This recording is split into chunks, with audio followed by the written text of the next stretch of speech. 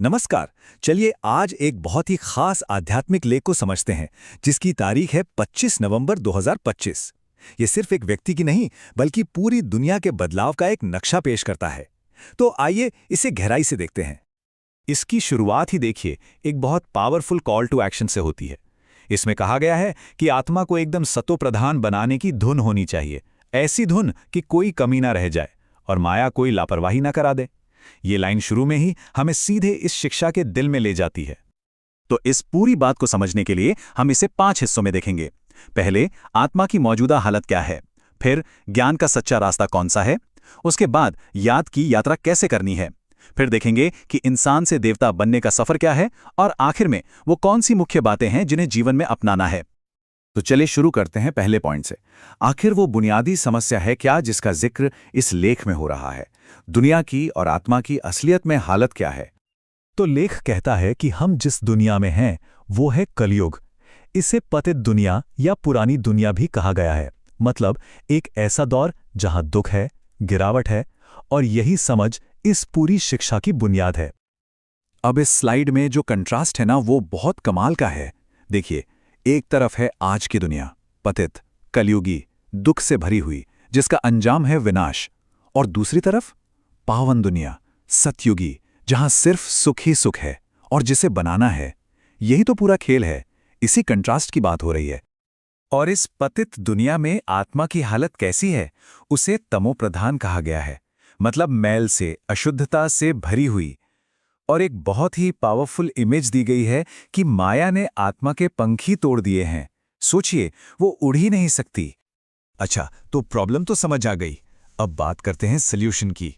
वो कौन सा सच्चा रास्ता है जो इस हालत से बाहर निकाल सकता है। लेख के मुताबिक इसका सल्यूशन सिर्फ और सिर्फ एक ही जगह से आता है। परम पिता, जिन्हें बाप कहा गया है, वही ज्ञान के सागर हैं और वही हैं पतित पावन, मतलब हम जैसों को पावन बनाने वाले। और देखिए, इस पूरी फिलॉसफी का जो मेन पिलर है वो इसी एक लाइन में है। इंस्ट्रक्शन बहुत सिंपल है। खुद को शरीर मत समझो, आत्मा समझो, और बस उस एक बाप को याद करो। यही है विकर्मों से मुक्त होने का तरीका। अब ये स्लाइड ज्ञान मार्ग और भक्ति मार्ग का फर्क बहुत अच्छे से दिखाती है। ज्ञान मार्ग जो सतोप्रधान बनाता है वो एक सोर्स पर टिका है। दूसरी तरफ है भक्ति मार्ग, जिसे तमोप्रधान बनाने वाला कहा गया है, जिसमें पता नहीं कितने ही कर्मकांड और बाहरी चीजें हैं। ठीक है, तो रास्ता तो पता चल गया, पर इस पर चलना कैसे है। अब देखते हैं कि इस ज्ञान को प्रैक्टिस में कैसे लाया जाए। इसे नाम दिया गया है याद की यात्रा।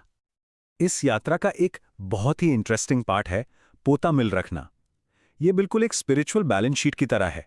जैसे कोई व्यापारी रोज अपना हिसाब किताब देखता है कि कितना फायदा हुआ, कितना नुकसान, वैसे ही यहां अपने मन के विचारों और कर्मों का हिसाब रखने को कहा गया है।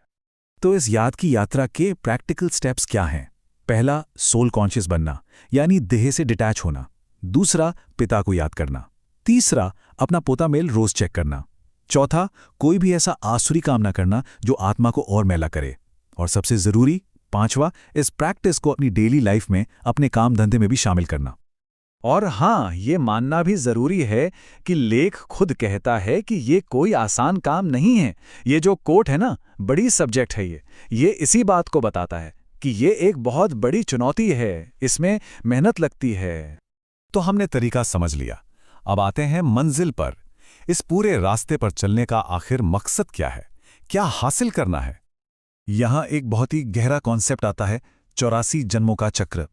कहा गया है कि आत्मा एक पूरे साइकिल में 84 जन्म लेती है। और ये पूरी कहानी, ये पूरा पार्ट एक नन्ही सी रॉकेट जैसी आत्मा के अंदर रिकॉर्ड किया हुआ है। तो इस पूरी पढ़ाई का एम ऑब्जेक्ट यानी कि लक्ष्य बिल्कुल साफ साफ बताया गया है। एक आम इंसान से देवता बनना, नर से नारायण, ये ट्रांसफॉर्मेशन ही मंजिल है। और ये डिक्लेरेशन तो देखिए कितनी पावरफुल है। ये सिर्फ कोई उम्मीद नहीं, ये एक पक्का इरादा है। हम नर से नारायण बनेंगे, कम नहीं। ये अपने आप में एक बहुत बड़ा संकल्प है। आखिर में लेख कुछ प्रैक्टिकल पॉइंट्स को समराइज करता है जिन्हें रोजमर्रा की जिंदगी में अपनाना है। चलिए इन मेन पॉइंट्स पर एक नजर डालते हैं। तो सार क्या है? पहला, याद को अपने काम में मिला दो। दूसरा, कोई भी आसुरी कर्म मत करो, तीसरा, खुद की और दूसरों की सेवा करो। चौथा, इस ज्ञान को सिर्फ पढ़ो नहीं, पढ़ाओ भी। और पांचवां, खुद की तारीफ करने से बचो, यानी मियाँ मिट्ठू मत बनो। कितनी सीधी और प्रैक्टिकल गाइड है ना।